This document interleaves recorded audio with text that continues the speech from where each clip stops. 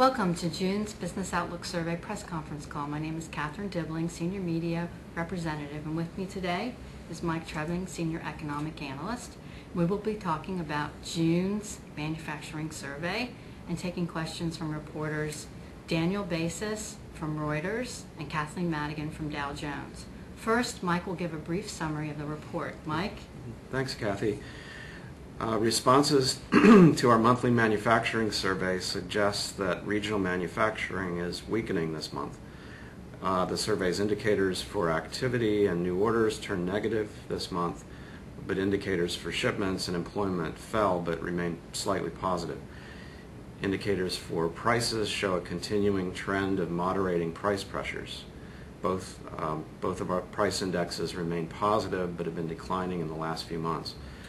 The broadest indicator of future activity fell sharply in June, its third consecutive month of decline, and is now at its lowest reading since the end of 2008.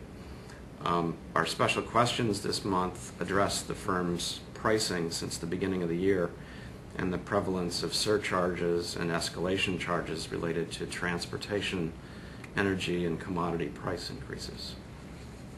Questions. We'll start with Daniel Basis from Bloomberg. Reuters. Excuse me, Reuters. Thank you. All right. I think that a lot of people have a feeling that the U.S. is sputtering along here. Would you characterize this, this report as confirming that? And where is the strength, if at all, in the region? Mm-hmm. I can address questions about the particular manufacturing survey, and just keep in mind that it's a regional manufacturing survey of large manufacturers just in our district, and the focus is really on changes in these indexes month to month. It's consistent with some of the other surveys that have been showing weakness or weakening in expectations and the forecast for the next 6 months.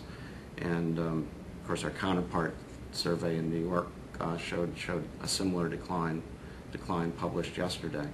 So it's consistent also with some leveling off of manufacturing at the national level too, a weakening at least in the last few months.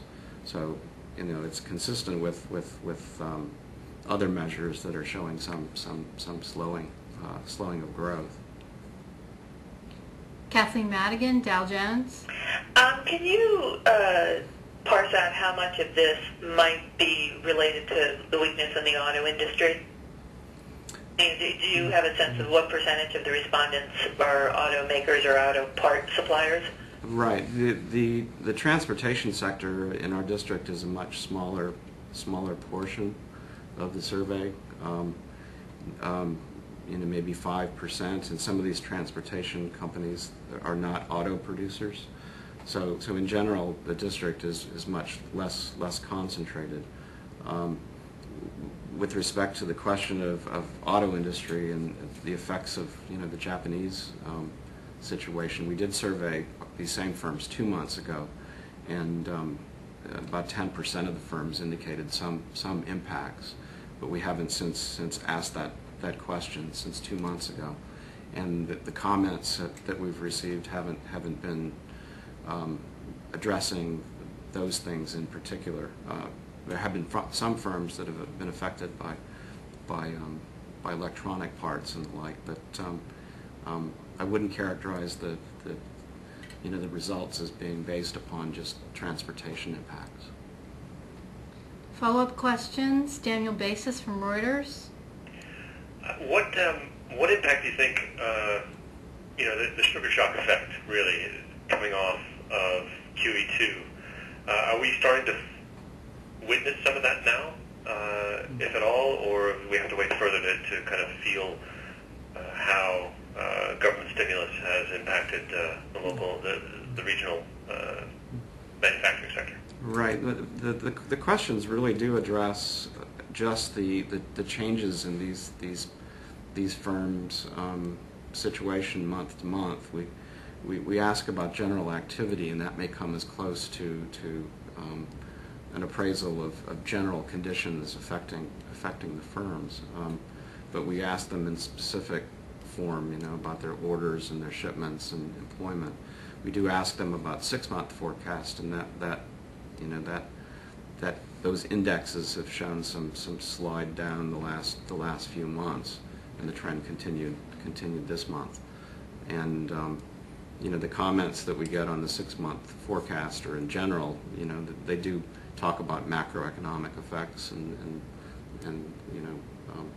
the national economy on their own demands. But for the most part, the survey is really targeted at their own business rather than national conditions. So I can't really speak to what's in their mind when they fill out these forms. Follow-up questions, Kathleen Madigan, Dow Jones. On the special questions for the percentages that have increased their prices, they don't add up to 100. Right. So the surcharges and the contracts, are they a subclause of the we have increased our base prices, or how exactly should we read percentages? There was a footnote in the table which explained for each of those questions the firms were allowed to check as many that applied, and so these are percentages that could add to 100. So greater than 0 by that nature. They could check more than one of those boxes. So to read the first question, about since the beginning of the year, have you passed on cost increases for energy and raw materials for your customers? Of those firms that answered the question, which was all of the firms this month, about 90 firms, 54% said that they have been unable to pass on cost increases to customers. 47 of them said they had increased their base prices, however, and about 20% had instituted price surcharges.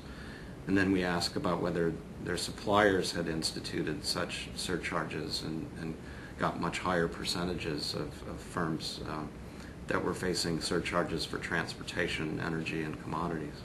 So that's the way to read those results. Okay, and if I could just do a follow-up, the 54% that said they were unable to pass cost increases, there's no split between those who didn't even try and those who might have increased prices and then found out that they had to take back the increases. No, that's correct. We didn't ask it that way, but you will note, we did have an increase, this month in the percentage of firms that were actually experiencing price reductions, both on the prices paid index question and on prices received.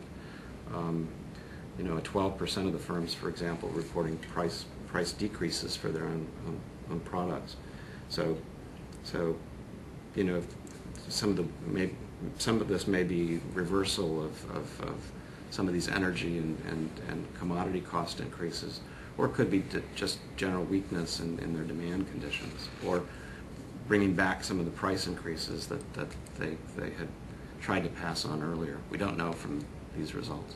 Okay, thanks. Mm-hmm. Follow-up questions, Daniel Basis from Reuters. I think I'm all right for now, thanks. Okay, thank you for joining us today. Thank you. You're welcome. Okay. Bye-bye. Thank you. Bye. You've just been watching June's Business Outlook Survey press conference call. My name is Catherine Dibbling, Senior Media Representative with the Federal Reserve Bank of Philadelphia's Public Affairs. And with me today has been Michael Trebbing, Senior Economic Analyst. The Business Outlook Survey for July will be posted on our website on Thursday, July 21st at 10 a.m.